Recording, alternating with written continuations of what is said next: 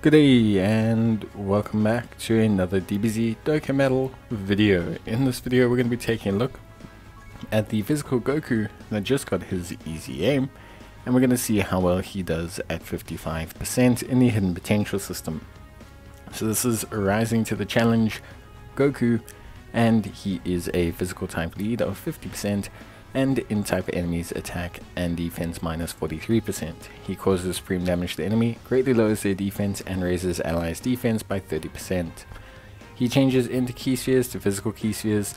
He has key +2 attack and defense of 130% at the start of the turn.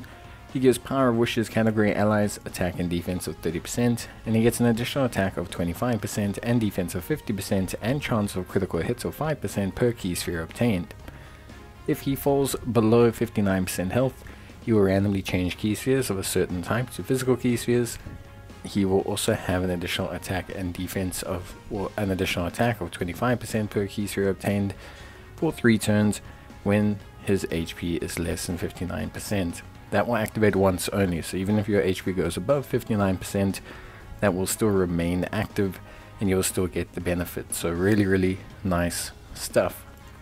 In terms of his build, because he gets critical hit chance from the orbs and because he provides a 30% defense boost to allies, you probably want to give him additionals. You can of course give him, some crit if you want to. You can of course give him some evasion if you want to. For me, ideally I find him to thrive best off of additionals. In terms of his links, he's got Z fighters, all in the family, in fighters, Sand Warrior Race, prepared for battle, experienced fighters, and fierce battle. And he's on Pure Sands, movie heroes, Goku's family, final trump card, turtle school, bond of friendship, bond of parent and child, earthbred fighters, and power of wishes. It's important to understand that Goku is obviously highly dependent on orbs. And when I say highly dependent, I mean the level at which you're going to be able to use Goku is going to depend on the orbs you get. Now he is fortunate in that he is an orb changer, which means he does have some ability to service himself with orbs, which is obviously very important. But the main thing is that, Goku is basically essentially going to have to prioritize getting orbs if you want him to fulfill certain roles. For example, a Rainbow Goku can very easily have around 600k defense with only around 6 or 7 orbs, which is really good. That's enough to be a first star tank for normal attacks, especially considering he raises everyone else's defense. However, you need to make sure he has those orbs. At the same time as well, Goku can have minimal defense if you only manage to pick up 1 or 2 orbs. So it's very important to make sure that you are considering how many orbs you want to give Goku when you are playing him out. Now the fortunate thing is that if he falls below 59% health, he does aspire to create more orbs, which means it becomes even easier to utilize him comparative to when you don't have him below that health threshold. So there is some sense of the ability of him to be able to further improve his level of productivity. But of course, like I say, there is also that consideration that you have to put in, that yes, I do need to potentially keep orbs assigned for Goku. It's one of those things you're going to have to probably evaluate.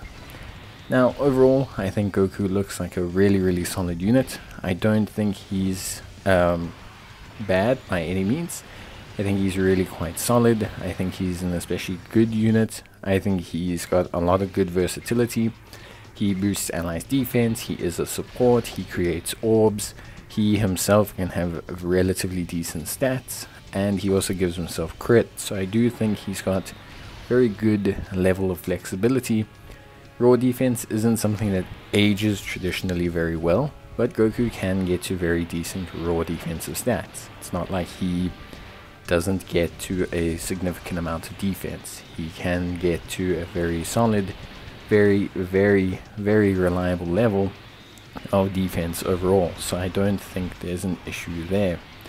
Overall, I would say that Goku looks really solid. I think he is an incredibly solid unit in general, and I think he has a very good place inside a lot of teams. I think he's quite flexible from a link perspective, and I think overall he's just quite solid. So with that being said, let's assess his links. The primary link to focus on is going to be All in the Family. It's 100% the number one link that you need to focus on. It gives him defense, and it is the most common amongst his Goku's family team. Prepared for Battle gives him good coverage alongst Pure Saiyans. Saiyan Warrior Race is also kind of there. Fierce Battle is just a generic link for Dokkan Awaken characters, but is also fairly solid. Z Fighters and In Fighters are not impossible to get, but are going to be interchangeable. So for example, Beast Gohan or Ultimate Gohan, he has In Fighters, All in the Family, Fierce Battle, and Saiyan Warrior Race, which honestly is not a bad link set, especially considering that this Goku can create orbs. However, there's no key between the two of them. In terms of the Power of Wishes category, this Goku links up pretty well with a couple members on there. The GT duo are one of them, and also the Majin Buu duo are also one of them. So there's a fairly solid kind of link set established there that you can kind of roll off of. Goku will link up pretty decently with any Goku that's got All in the Family. I think Strength Goku is also there, the Super Saiyan Goku. So there's a couple really nice options.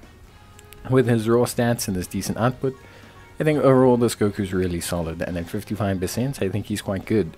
So if you have dupes in him, I highly suggest that you consider rolling with him. I think you might end up having a pretty good time. But yeah, that's basically going to be it from me. Honestly, I think this Goku is really good. I think he's quite solid, and I really enjoyed using him. So I'm looking forward to seeing how good he is when I invest into my free copy of him. That's it, bye.